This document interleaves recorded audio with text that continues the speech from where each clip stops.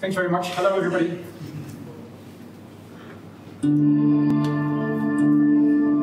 Zoom in en ontdek de wonderlijke wereld van bos. Betreed het paradijs. Laat je opslokken door het duister. En dompel onder in bizarre verleiding. Verken het zelf of laat je rondleiden in de tuin der lusten. Nu online. hieronymusbos.ntr.nl. What you have just seen was actually a television commercial for one of the projects that we did in 2016. I'm going to talk about that a little bit later. First, I'll introduce myself. My name is Marcel. I'm a web developer here at Q42. I'm also the founder of one of Q42's ventures called Micrio, which is a storytelling platform. I'm a web developer. I try to make the web more beautiful.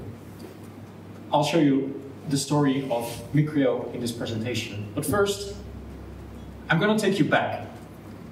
Scientists have researched that language, human language, started existing between 200,000 years ago and 50,000 years ago.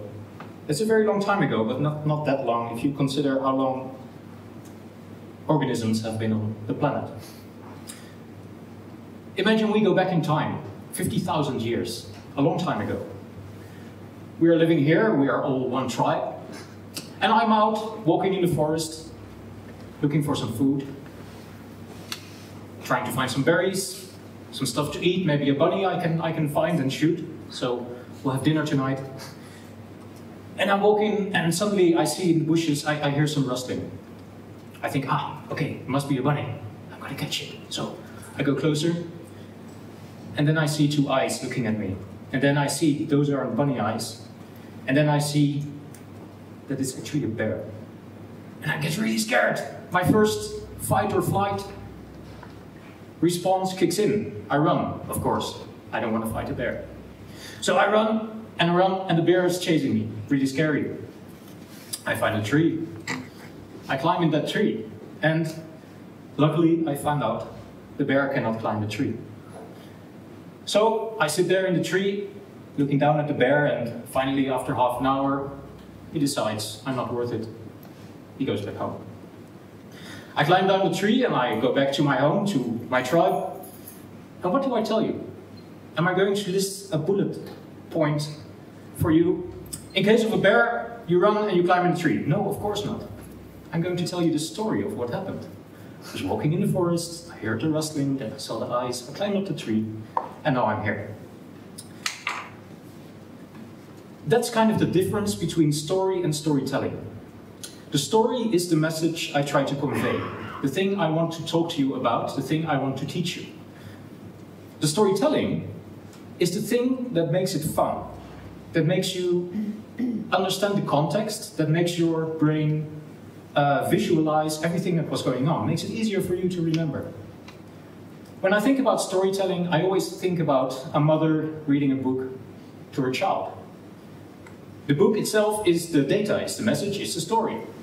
But the way the mother tells it, like with enthusiasm or excitement or just some silences when it's creepy, that's very important. It makes it easier for the child to imagine the story going on. So, back to the now, 2019. The internet started getting big, halfway the 90s, I think. Most of you will probably have had internet either half or late 90s. And already the promise of the internet during the early phases was to use storytelling, to use multimedia, audio, video. We all know Flash, of course. Flash didn't make it into 2019. So that's one of the things that the internet has always tried to be, more than just a text-based medium. However, there is a problem now. There is too much data, too much information coming your way, too much companies, platforms, projects trying to tell you their story.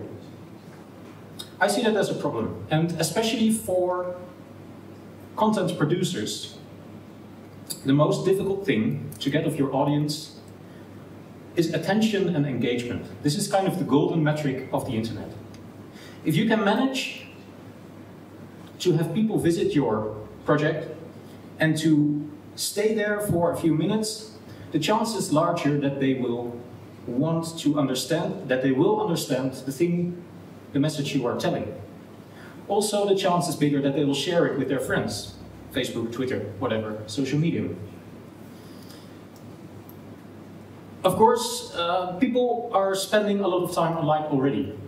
Facebook, Twitter, Instagram, YouTube, all of this already incorporates some form of storytelling. However, this is passive. If you go to YouTube, there could be a great half-hour video clip, but it's linear, one-dimensional, and very passive. So this is one of the things I want personally to solve. That's using online interactive storytelling. It's trying to find a way to tell the story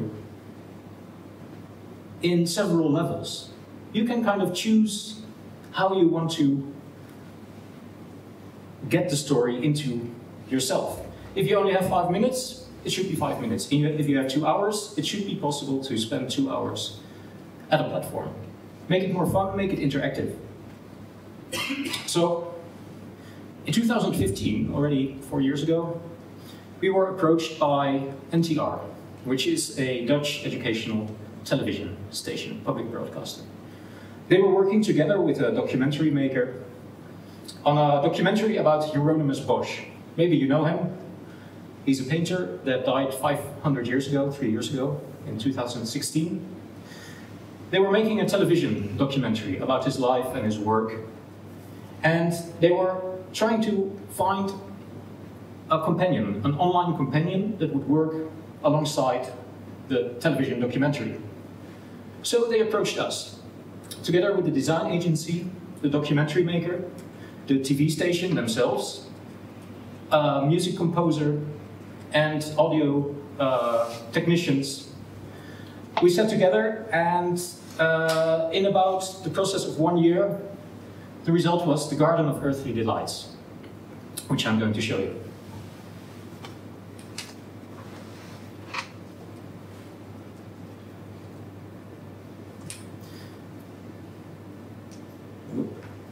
Yes. What you're looking at, this is the painting itself. Maybe you know it. Maybe you already know this project. If you don't, then you're in for a treat. It's a triptych. That means that the painting consists of 3 different small paintings. This one represents heaven, earth, and hell. You can already hear music. This is the music especially composed for this project. The cool thing is, in real life, microphone? Yes. In real life, this painting is about 3 meters wide and almost 2 meters high, I think. But it has a lot of detail. Our mission, our first mission, was to disclose all the pixel details as far as possible. So we made this zooming interface. You can zoom in all the way to the cracked lake. Zoom out again. Oh, sorry. And also we decided to add positional audio. That means there is audio playing based on where you look. Now we're looking at men running on horses and weird animals around the girls in the pond. And also, for each part of the painting, a different piece of music was composed. Now we are in the hell part. You can hear very gloomy, doomy music. The sound effects are very dark. For instance, this is men drinking in a cafe, so you can hear them singing, and it's very, very dark, very interesting to navigate through. And if I want information about what I'm looking at... This odd creation, the tree man, has a human face and is crouching forward, it seems. The shoulders are propped up by legs resembling tree trunks with branches sticking out. The tree man is balanced on 2 small boats in which a group of... Then you are told by the voiceover, which is Redmond O'Hanlon, a British documentary maker, about all the details of the painting. It is full of these. You can actually get lost in this painting. Even after this project was finished, I already had days and days worth of hours just looking at this painting. I still found new things. Even months after release, I still found new things in the painting. this is so much fun to do at home with your headphones on or the audio turned up on your big screen. This is so cool to just experience. And this is a totally different part. Okay, so that is kind of, we call this the free roaming mode. I'm gonna turn down the volume just a little bit. Oh, I just reloaded it, didn't I? No problem. So that is for the kind of snack use, for the user that wants more in-depth. We also have a curated tour through the painting, its most important points, and we call this the highlights tour. In the days of Rome, this has the 15 most interesting points about the painting, where you can just browse through. You can click through it, previous and next. could be seen from miles away. Outside. So this is for people who want to be taken along, who don't have a lot of time, who have 5 to 10 minutes, and just want to click along and still know and see the entire story. So this project was the first of its kind. Afterwards you can of course visit it yourself. Well, I'm going to back to presentation mode. Not from the start. Alright. So, this was 2015. It was released early 2016. It started with one Facebook post from the television station. Then people started clicking on it, liking it, sharing it. And the result was that within 1 year, we had reached the entire globe. According to Google Analytics, all of the countries on the planet Earth, -6, which is North Korea, Central Africa, and a few other small countries, had visited this website. In the first year, we reached almost 2 million views. Also, it was picked up by a lot of awards. We won, amongst others, the Webby Award, which I'm very proud of. And also a lot of art blogs, online, offline newspapers wrote long, loving articles about it. And the one article, the one quote that I have hanging above my bed is this one. This is the internet we were promised by This is Colossal about this project. As a developer, as a web developer, this is what makes me happy. This is the cherry on the pie for this project. However, something else happened that me nor anybody else could foresee, I think. At the television station, they already have a history of 50 years of television making. They are expert at telling stories. They know how to interview people, build a story, make a half-hour documentary and broadcast that. They're perfect at that. However, this project had an effect on them. At first they created television. And then, it's an innovative television station, they were doing great things online. And then, they were thinking, okay, we have this for TV, what can we make online? That's cool. Actually, this project kind of turned it around, partly. Now, whenever they have a new topic that they are going to make a documentary or a project on, they don't only ask the question, what can we make for TV and then online? They also ask themselves, what kind of cool thing can we do online? And how can we combine it with television? It became more equal, the distribution. That's something I'm also very proud of. After this project, we started working together with the editors of the television station, and we made a platform. That platform is now a venture inside Q42, which I founded, called Micrio. We wanted to enable the content creators of the television station to create such projects themselves without the need for technical people, designers, or whatever. We wanted to make a platform where they can upload their own very big images, add storytelling, tours, markers, audio, music, everything. The result of which is Micrio. What you're seeing here is a screenshot of the editor display. This is an online platform, free to use, you can make an account yourself. This is the latest project we did together with Rijksmuseum and NTR, again a TV station, Experience the Night Watch. Here you see the editor view of creating markers, which is the content part. Clickable areas, the camera zooms in, there's a voiceover, there's a story, and you can add a lot more. You can also make tours. A tour is basically a clickable path through the painting, going through different markers. You can also add positional audio. For instance, the running horses that you just heard, the girls having fun in the water. You can make that yourself. This project has started as kind of a passion project. We have passion time here inside Q42, which is a few hours every 2 weeks we can spend on our own projects. It started like that. But it grew because not only NTR, the TV station, wanted to use it. Also, after now 4 years, there's actually a lot of them. A lot of very big names that I'm very proud of. Rijksmuseum, for instance. Most of these are cultural organizations. Museums, TV stations, radio stations, you name it. One of these is not like the others, which is Partij, voor Dieren. Partij voor Dieren is a Dutch political organization, political party, I mean. And 2 years ago, there was a general election here in the Netherlands.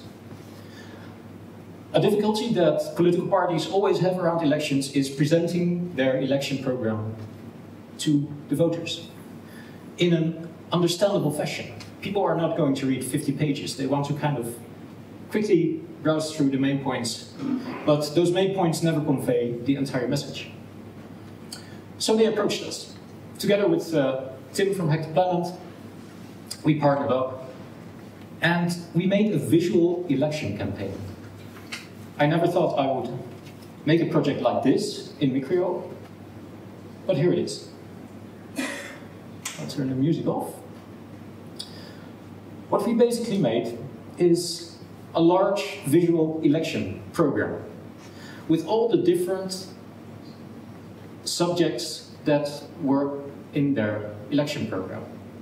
For instance, for old people getting the kind of the pension money, taxes, they have different new ideas for taxing ground, basic income for everybody, making Netherlands not to be a tax paradise.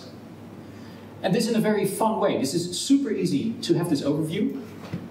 All the individual subjects are told about by Marianne Thieme, which is the party leader.